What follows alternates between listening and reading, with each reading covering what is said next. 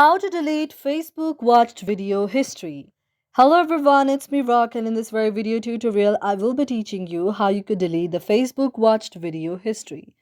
In order to delete the Facebook watched video history, at first you have to launch your Facebook application on your device.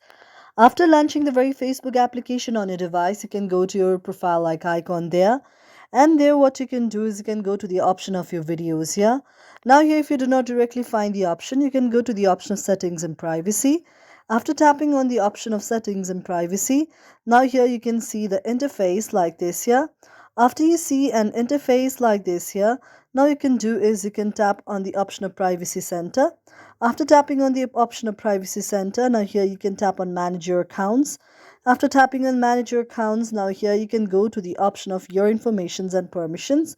And here you can tap on the option of search history. Then go to your very profile. Now you can just delete all of the search history, that is this very thing, the very YouTube or the very Facebook video as well. Thank you for watching our video, and if you really like it, do not forget to subscribe our channel.